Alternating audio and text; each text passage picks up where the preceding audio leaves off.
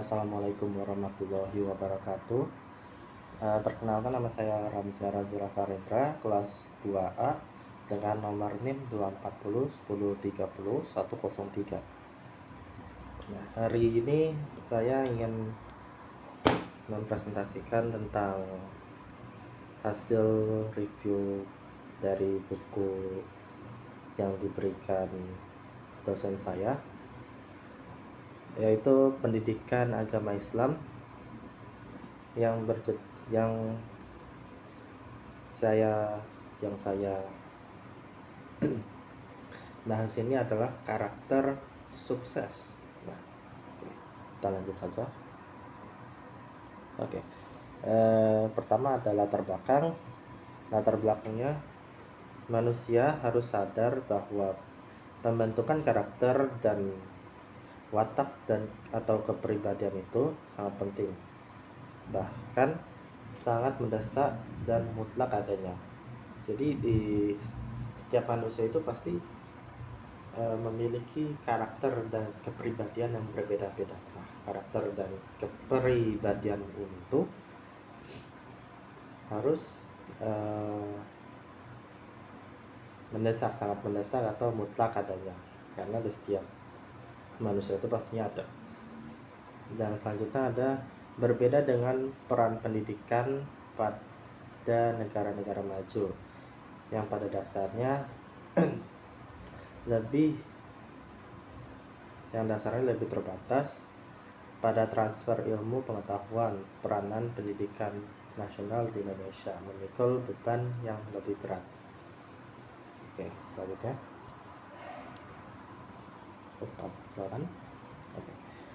Pengertian karakter sukses. Nah, sebelumnya itu kita harus ngerti dulu apa karakter itu. Karakter itu adalah orangnya itu kayak gimana karakternya. Misal karakternya itu ambillah karakter yang suka, karakter yang ceria, karakter yang pendiam gitu. Nah, untuk pengertian karakter sukses ini itu adalah evaluasi karakter yang memiliki kualitas yang tahan lama individu tertentu yang bermoral. Konsep ini dapat menyiratkan berbagai atribut seperti perilaku, integritas, keberanian, ketabahan, kejujuran, dan kesetiaan atau atau lagi kebiasaannya. Jadi karakter sukses itu sebenarnya adalah evaluasi. Jadi evaluasi untuk diri kita sendiri sebenarnya. Untuk mengevaluasi diri kita sendiri, apakah kualitas kita untuk secara individu itu sudah bagus atau belum. Yang tadinya saya terangkan ini menyiratkan berbagai atribut itu perilaku, integritas, keberanian, ketahanan, kejujuran, dan kesetiaan, baik atau kebiasaannya. Dan selain itu ada beberapa hal-hal yang bisa kita lihat dalam pembentukan karakter. Maaf, saya lagi pelak.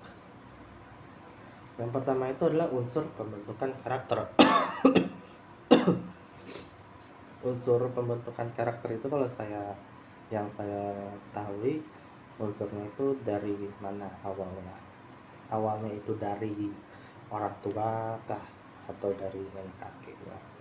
Proses yang kedua itu adalah proses pembentukan. Nah, pembentukan ini tuh tadi dari keluarga atau dari ibu orang tua. Yang tiga itu keluarga, faktor penting pembentukan karakter anak.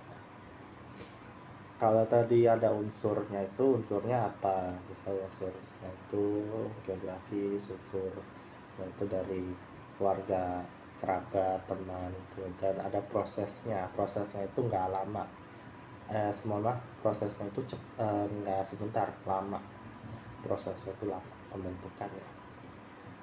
Keluarga, nah faktor keluarga itu penting karena apa? Karena secara harfiah, kalau secara kita lihat itu anak kecil pasti mencontohkan orang tuanya. Tidak mungkin mereka tidak mencontohkan kedua orang tuanya gitu. Nah, yang keempat itu tahap perkembangan karakter ini. Nah, tahap perkembangan ini benar-benar sangat lama soalnya, karena bisa sampai beberapa bulan bahkan sampai dengan tahun. Oke, lanjut. Nah, di sini ada faktor yang mempengaruhi karakter. Nah, ada 5 di sini. Kita lihat ada faktor biologis, faktor geografi, kebudayaan, pengalaman kelompok, atau pengalaman unik. Kalau biologis tadi seperti sukunya, seperti mayoritas itu biasanya saya kasih contoh suku Bugis ini itu keras mereka. Nah, sudah dari faktor biologisnya begitu. Kalau geografis, misal kita lihat di daerah daerah apa namanya itu, pesisir pantai, pesisir laut. Nah, itu mereka itu orangnya itu eh, benar-benar kalau bisa dibilang pintar, sama bisa dibilang bisa bertahan hidup, karena di daerah situ emang laut semua. Dan kenapa saya bilang pintar, orang-orang di tepian laut itu makannya itu ikan, jadi mereka itu otaknya itu berkembang. Dan pengalaman kelompok ada acuan dan majemuk, dan faktor pengalaman unik ya. Selanjutnya ada peran nilai-nilai dalam pembentukan karakter. Maaf, saya lagi pilek ya, jadi kalau suara saya agak nggak enak, agak nggak enak-enakan, mohon maaf. Yang selanjutnya ada peran nilai dalam pembentukan karakter. Ada yang pertama itu nilai etik dan moral. Tujuan pertama pendidikan adalah memperkuat pikiran dan memperkembang kebijakan-kebijakan utama. Ya, ini kebijakan ya ini kebajikan, kebenaran, penghormatan terhadap ritus, dan kebijaksanaan.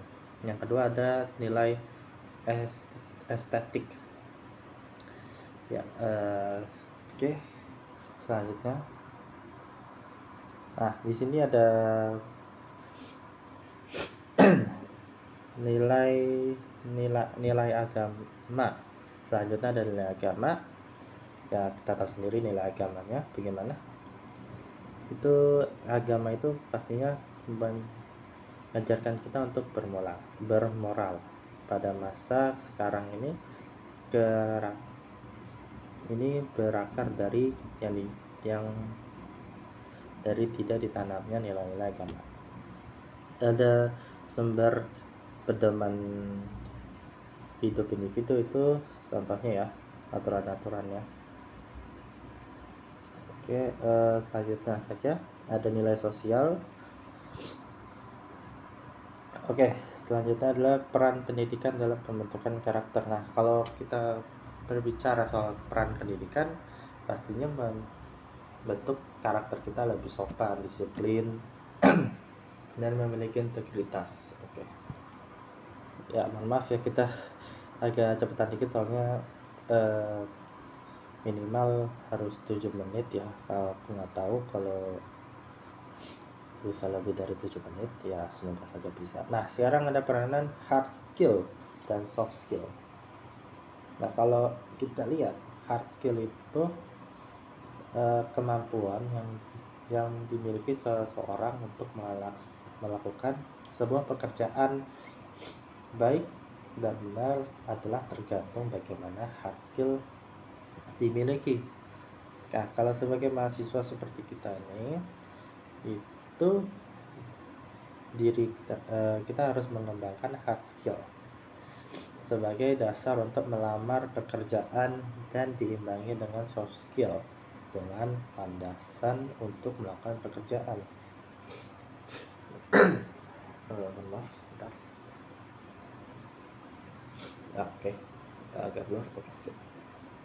Ada tadi dibilang 2 ya, hard skill dan soft skill. Hard skill itu kemampuan teknis atau pengetahuan khusus.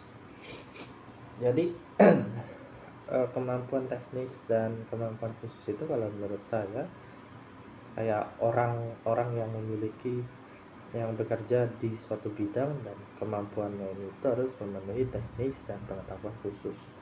Misal yang bekerja di psikologi, mereka itu harus tahu kemampuan teknisnya dan dalam pengetahuan khususnya. Pengetahuan khususnya apa untuk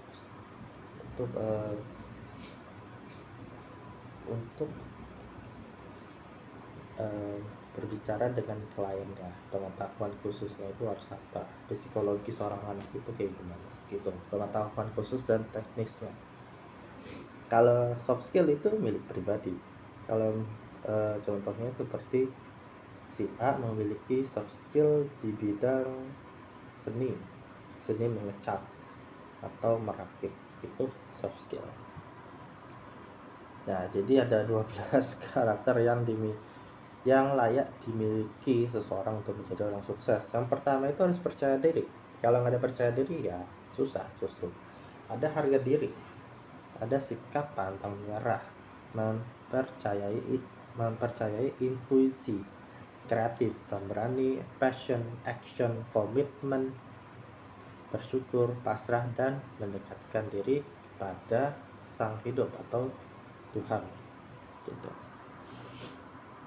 Usaha dalam pengembangan karakter. Nah, ada 5 yang kita bisa lakukan. Nah, itu adalah membaca buku, belajar agama, mendengarkan audio pengembangan diri, dan masuk kelompok atau ikut komunitas yang kita suka. Jadi kalau masuk kelompok dan komunitas itu harus sesuai yang kita inginkan. Misal saya suka motoran, saya masuk ke grup motoran gitu. Kalau saya suka yang lain ya masuk aja, itu kan sesuai yang kita suka.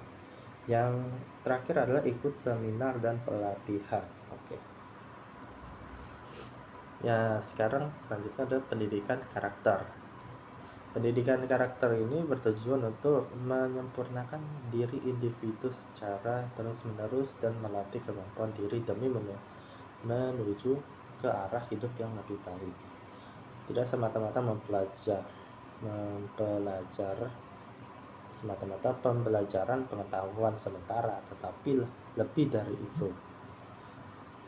Itu penanaman moral, nilai-nilai, etika, estetik, budi pekerti yang luhur dan sebagainya. Oke, selanjutnya kesimpulan dan saran review, yaitu saya sendiri. Kesimpulannya, dari materi yang ada di atas ini kita bisa, itu harusnya kita bisa ya, tapi nanti saya akan perbaiki lagi. Kita bisa memahami jika orang memiliki tujuan sama, memiliki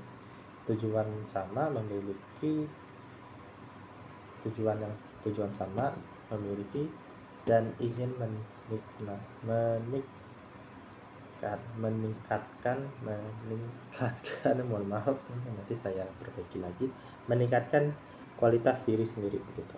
Saran dari saya, untuk di samping semua masalah yang negara kita miliki, saya hanya berharap agar negara kita mau meningkatkan kualitas para warga negaranya dan juga ditingkatkan lagi nilai-nilai etika, estetik, dan membentuk karakter yang lebih baik.